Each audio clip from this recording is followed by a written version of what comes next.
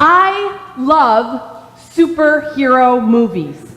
I love them. It's a little known fact, but now it's a wide known fact. I love superhero movies. They're one of my favorite things to watch. And why I love superhero movies is because there's always a story about sacrifice, about transformation, about giving of yourself. You see, you have this superhero that even though he might have problems, he might have struggles, he might have self-doubts, in the end, he always makes the right decision, the decision for good, to do the right thing, the thing that will help the world. You see, in contrast to that, every superhero movie has a villain, an arch nemesis, and this villain is powerful. He may even be more powerful than our superhero. And so you can compare and contrast the hero to the villain. And this villain, he may struggle just as much as our superhero. But in the end, what happens and what makes him a villain is that he chooses his self, his own selfish motives of either revenge or world domination.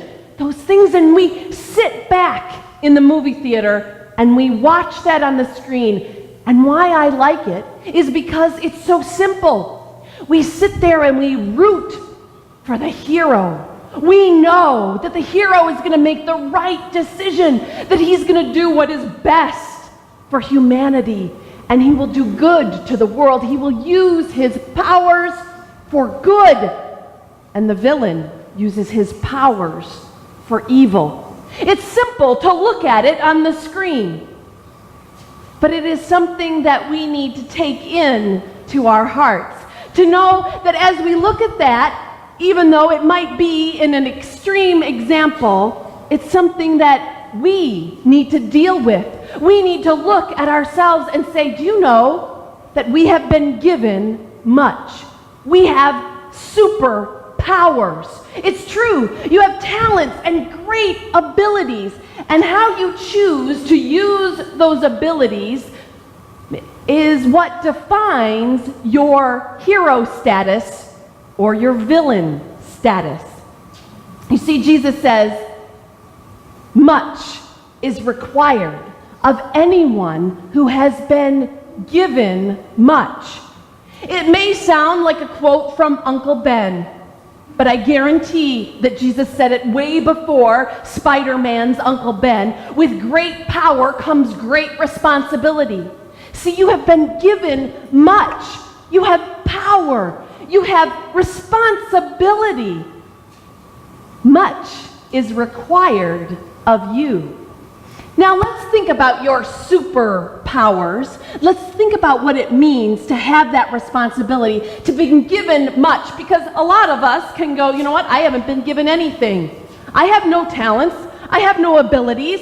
I cannot shoot webs from my wrist or fly through the air or lift up a car. What are you talking about when you talk about superpowers? What are my superpowers? Well, I'm going to name several superpowers that you can use for good, or you can choose to use for your own selfish gain. And that will determine your hero or villain status. So today, let's think about the powers that you have. Let's think about these young people here. They have superpowers. Here they are with superpowers of encouragement, awesome smiles, nice personalities. They could use that for their own selfish gain. They could use their time sleeping in the summer. They would probably like to do that sometime, right? But they decided to use those superpowers to go on a mission trip. That's what they did. They have superpowers of talents, of great personalities, and being able to work together. There's other superpowers that all of us have. Let me mention one, that each person in this room has a great superpower ability.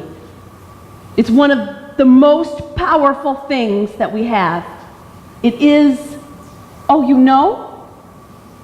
All right, I'm going to go with this, Abby. I didn't know. Okay, what do you think? Love. Oh, well, that is sweet. That's not where I was going with that, but you can preach next time because that one is good.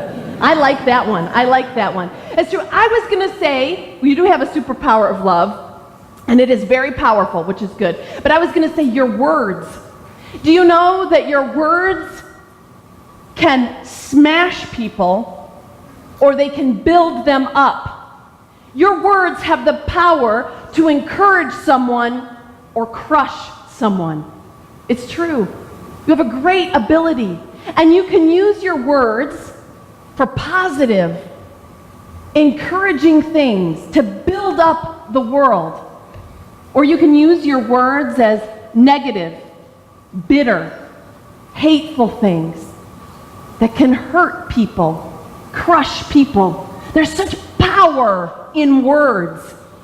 And we have to be careful how we use that power, whether we use that power for good or for evil, for our own selfish gain or selfless, and to give of ourselves and to lift somebody else up. So I want you to think about your superpower this week of words and how you can use those superpowers.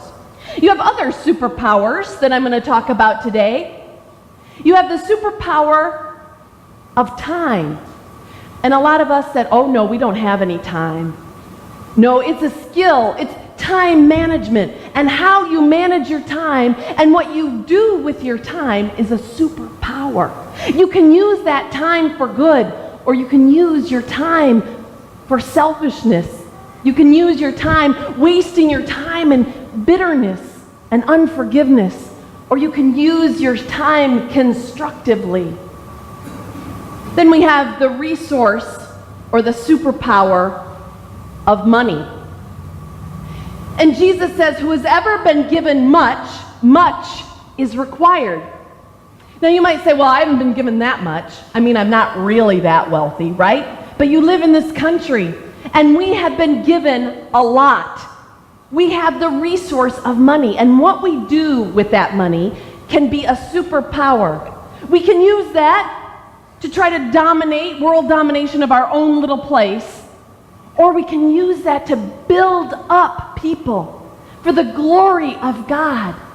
We're going to talk in the next couple of weeks about ways in which we can use our money, our resources, for the glory of God. You're like, oh man, maybe I'm not coming back then. No, it's going to be positive. It's going to be good. It's going to be a way in which you can use that superpower of resources for the glory of God.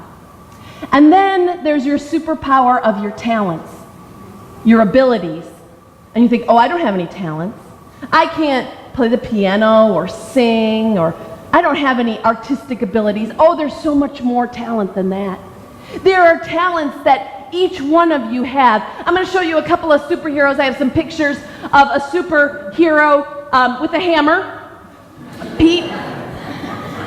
It's not quite Thor's hammer, okay, but there it is. There's Bob. He's using his superpowers to build things this week at Habitat for Humanity. So Pete and Bob are using their superhero powers to build. There's also the Trahan boys. They have used their powers for good. Look, they are ripping down siding, and they are making a mess, but it's going to be fantastic. And they could be sleeping in as well, but they were there using their superpowers. And I think I have one more. There's Marilyn. There was a whole bunch of women that used their superpowers of cooking and hospitality to serve a lunch to all of those workers. You see, those are the kind of abilities and talents that we can have, that we can use for good. Each of you has a power. You have been created by God. You are God's handiwork. Isn't that amazing? The creator of the universe created you. And together, we are a community called to serve all people through God's love. That's our vision statement, to be Christ-centered and mission-minded, to use our collective powers together to serve all people. Isn't that fantastic? Isn't that what we want to do? We want to build people up. We want to use our powers for good. And when we all come together, created by God. We can do amazing things in this community and around the world. We can use those powers. It's an amazing thing because you are God's handiwork.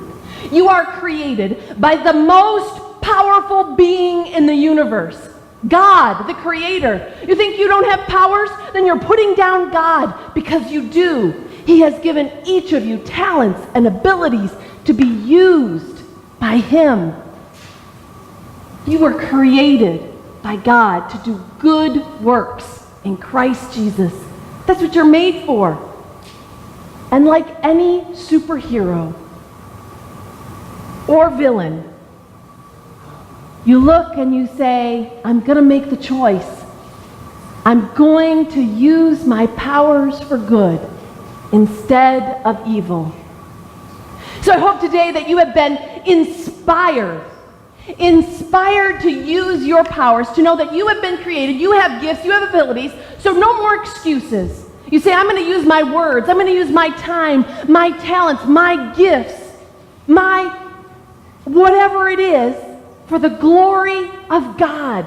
That's what I'm going to do. So I challenge you to do that today. And I say to you, go get 'em, Tiger.